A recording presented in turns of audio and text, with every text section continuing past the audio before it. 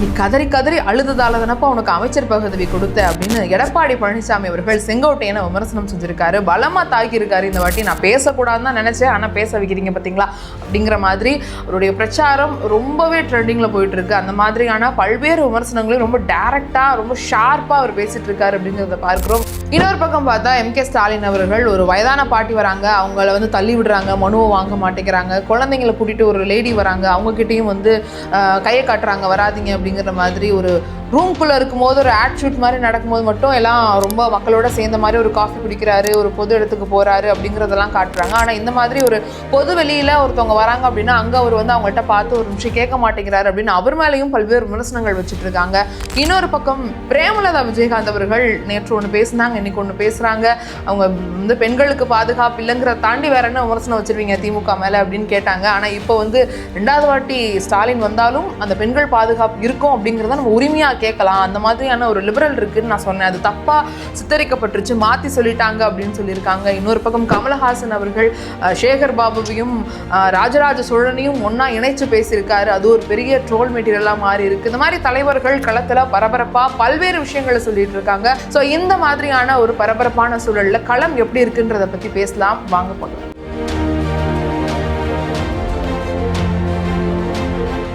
பயதம்புல் நேயர்களுக்கு வணக்கம். நான் பவித்ரா சேவியர்.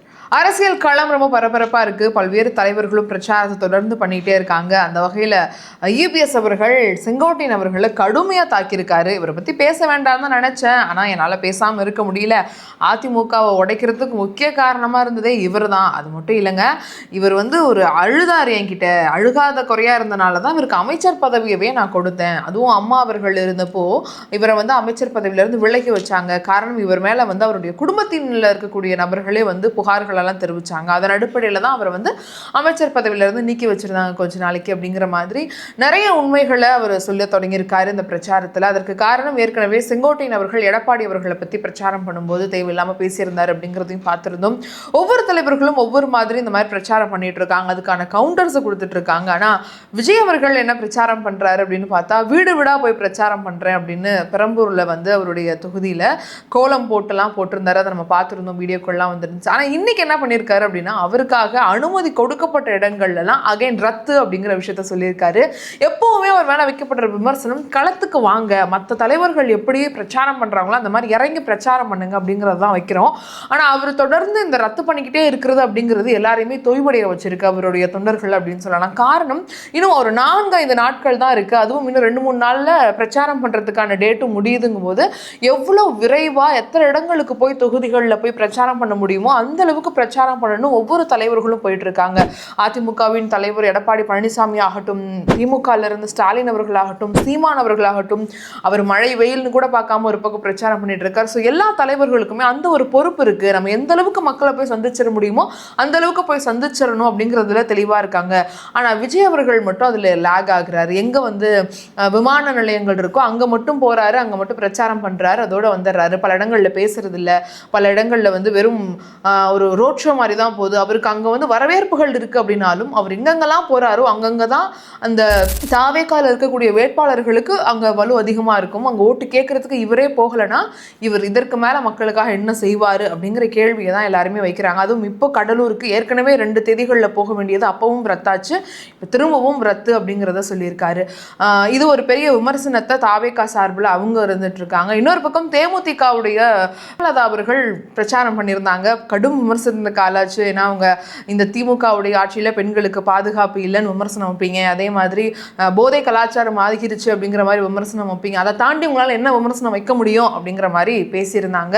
அதை தொடர்ந்து அடுத்த நாளே மதுரையில் பேசும்போது என்ன சொல்லிட்டாங்க, இது சேலத்தில் பேசினது, அப்புறம் மதுரையில் பேசும்போது என்ன சொல்லிட்டாங்க, நீங்கள் திருச்சிடுறீங்க, நான் சொன்னது ஒன்று வேற மாதிரி கன்வே ஆயிடுச்சு, நான் அதை அப்படி சொல்லலை, 2வது முறையும் திரும்பவும் தொடர்ந்து ஸ்டாலின் அவர்கள் தான் முதலமைச்சராக வருவார், அப்போ பெண்களுக்கு பாதுகாப்பு இருக்கும், நம்ம உரிமையாக பெண்கள் பாதுகாப்பு அவர்கிட்ட எதிர்பார்க்கலாங்கிற மாதிரி தான் நான் சொன்னேன். ஆனால் நீங்கள் அதை வந்து மாற்றி சொல்லிட்டீங்க, மாற்றி போய் கன்வே ஆயிடுச்சு அப்படிங்கிற மாதிரி ஒரு விஷயத்தை விளக்கம் கொடுத்துருந்தாங்க. ஆனால் அவங்க என்னதான் விளக்கம் கொடுத்துருந்தாலும் அந்த வீடியோவை பார்க்கும்போது அவங்க சொன்ன விஷயம் ரொம்ப தெளிவாகவே நமக்கு புரியுது. இவங்களுடைய பிரச்சாரத்தில் இருக்கக்கூடிய விமர்சனம் இது அப்படிங்கிறத பார்க்கிறோம். கமலஹாசன் அவர்கள் பிரச்சாரம் பண்ணுவாரா அப்படிங்கிற ஒரு கேள்வி இருந்துச்சு. எப்பப்போ பிரச்சாரம் பண்ண வராரு, வருவாரா வரமாட்டாரா, நிற்கவே இல்லையே, அப்புறம் எப்படி அவர் பிரச்சாரம் பண்ண போறாரு அப்படின்னு பல வசைவுகள் வந்த நேரத்தில் இப்போ ஒரு பிரச்சாரம் பண்ண தொடங்கியிருக்காரு, பிரச்சாரம் பண்ணிட்டு இருக்காரு. இந்த இறுதி நேரத்தில் பிரச்சாரம் பண்றாரு. அதில் அவருக்கு வைக்கக்கூடிய விமர்சனம் என்ன அப்படின்னா, அவர் சேகர் பாபு அவர்களுக்காக பிரச்சாரம் பண்ணியிருந்தார். என்ன சொல்லியிருக்காரு அப்படின்னா, ராஜராஜ சோழன் அவர்களையும் சேகர் பாபுவையும் கம்பேர் பண்ணி மாதிரியான பிரச்சாரங்கள்லாம் அவர் பேசியிருந்தாரு. அது ரொம்பவே ஒரு ட்ரோல் மெட்டீரியலாக மாறிடுச்சு அப்படின்னே சொல்லணும். ஏன்னா ஏற்கனவே சேகர் பாபு அவர்கள் மேலே ஏகப்பட்ட விமர்சனங்கள் இருக்குது. இந்த 5 ஆண்டுகளில் அவர் வசைப்பாடுறது, தகாத வார்த்தைகளை சொல்லி திட்டுறது, பொதுமக்களை மதிக்காமல் இருக்கிறது அப்படின்னு ஏகப்பட்ட பிரச்சனைகள் இருக்குது. இதற்கு நடுவில் அவருக்கு இவர் பிரச்சாரம் பண்ணும்போது ராஜராஜ சோழனையும் சேகர் பாபுவையும் நீங்கள் ஒப்பிட்டு பேசுகிறீங்களா அப்படிங்கிற மாதிரியும், இவர் என்ன மாதிரியான ஒரு ஐடியாலஜியில் இருந்தார்னா இந்த மாதிரி பேசுவார் அப்படின்னும் ஏற்கனவே டிவிலெலாம் டார்ச் தூக்கி போட்டு உடைச்சதெல்லாம் நாங்கள் இன்னும் மறக்கலை அப்படிங்கிற மாதிரி பல்வேறு மீம்ஸ் அவருக்கு எதிராகவும் வந்துட்டு இருக்கு அப்படிங்கிறதையும் பார்க்கிறோம்.